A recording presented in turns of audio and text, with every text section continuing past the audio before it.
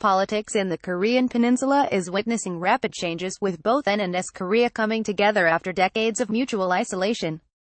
Politics in the Korean Peninsula is witnessing rapid changes, with both North Korea and South Korea coming together after decades of mutual isolation and division.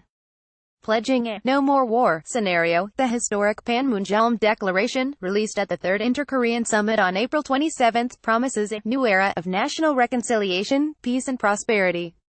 Expectations in the Korean corridors are high on the prospects and outcome of the forthcoming meeting between Donald Trump and Kim Jong-un.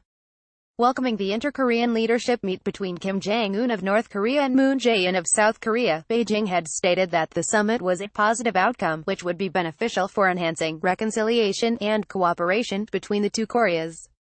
Stating that North Korea and South Korea belong to the same nation, China added that it would like to play a positive role in the future dialogue, denuclearization effort and the political settlement of the peninsula issue.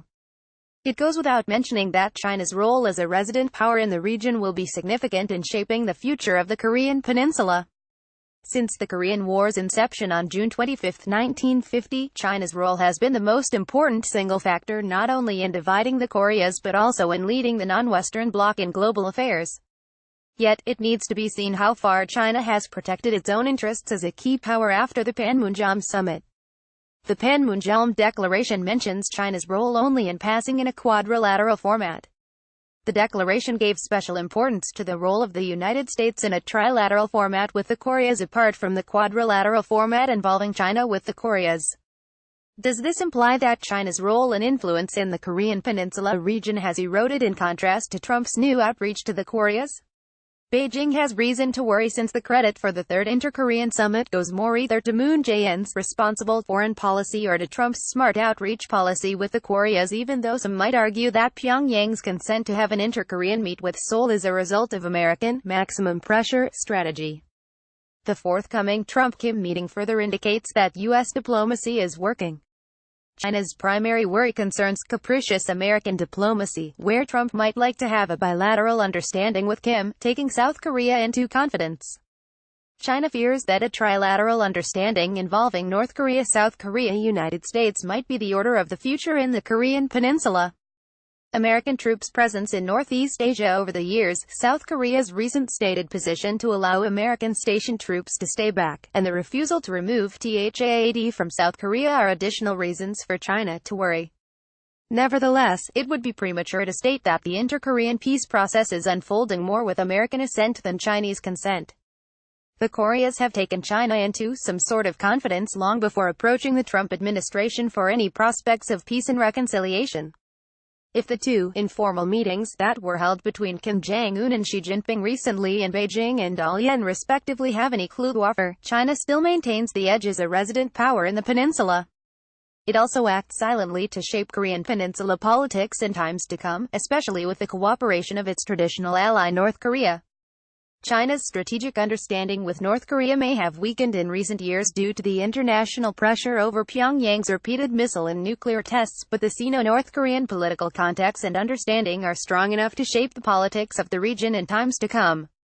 China continues to be North Korea's largest trading partner and would be the key economic partner for the return of normal economic conditions in North Korea with the possible removal of sanctions in the post-Panmunjom summit. Likewise, the prelude to the Panmunjom summit was the Four Cardinal Principles: deterring war in the peninsula, its denuclearization, promotion of peace and dialogue, and improvement of inter-Korean relations, that China and South Korea restated during Moon Jae-in's visit to China in December 2017. These figure highly in the Panmunjom Declaration, reflecting the Chinese balancing approach towards the Koreas and the region itself. Sino-South Korean relations must have gone through a low phase after the deployment of THAAD, but neither China nor South Korea has abandoned each other as partners in the region. Rather, as a constant historical power in the peninsula, China is remodeling its policies and postures subtly in the Korean corridors, with new content and conditions to its customary Korean Peninsula policy. China's customary or traditionalist policy towards the peninsula would be witnessing certain changes in the post-Panmunjom summit, with possibly a new revisionist policy. The most important basis of Beijing's traditionalist policy towards the Korean Peninsula is the China-North Korea Treaty of Friendship, which was signed on July 11, 1961. This treaty has been extended from time to time, extending to 2021. Articles 2 and V of the treaty still guarantee China's role as a protector of North Korea. It also assures the role as a key, strategic ally, and, most importantly, as a peacemaker in the peninsula. North Korea would not really move ahead to forge any substantial understanding either with South Korea or with the U.S., virtually breaking away from this accord. Even though it appears from the Panmunjom Declaration that China's role has been marginalized in the current context, the fundamentals of the declaration endorse more the Chinese historical essence than the American essence in the Korean Peninsula. If the peace process after the Panmunjom summit continues, China might even like to extend further the validity of the treaty or might slightly modify its context given the unfolding context between the Koreas. China has many cards to play as a resident power, including its flagship P5 permanent membership card of the UNSC to influence the peace process in the peninsula, including the most sensitive issue of denuclearization. Both denuclearization and unification are debatable subjects where both the positions and perspectives of critical actors, primarily China and the US, invariably differ from each other. The American pressure tactic of complete, verifiable, and irreversible dismantling of North Korea's nuclear arsenals and facilities would be in juxtaposition with the Chinese standpoint that supports a gradual nuclear-free Korean peninsula without really demanding a complete dismantling of North Korea's nuclear weapons. Further, China would protect North Korea from the U.S. and from the UN inspection for an immediate and complete verification of Pyongyang's nuclear establishments, including helping to remove the UNSC sanctions. This shared perspective of China on denuclearization with North Korea makes it the most important actor in the Korean Peninsula, which South Korea will find hard to object to. For Seoul, restoring peace is the utmost priority at the present scenario than complete denuclearization. Such scenarios are only strengthening China's prospects in the region, making Beijing slowly emerge as the most significant player in the denuclearization process in times to come, both within and outside the UN mandate.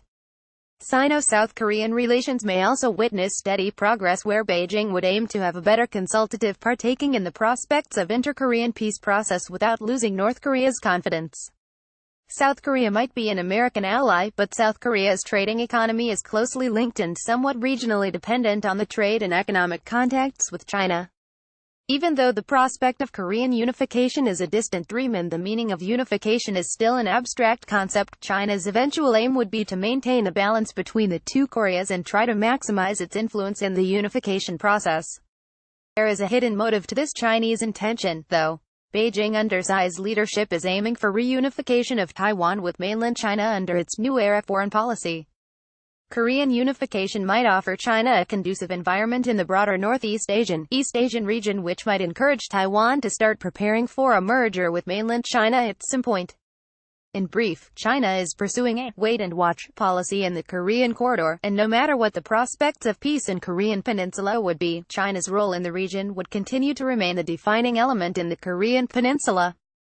Dr. Jagannath Panda is a research fellow and center coordinator for East Asia at the Institute for Defense Studies and Analyses, IDSA, New Delhi.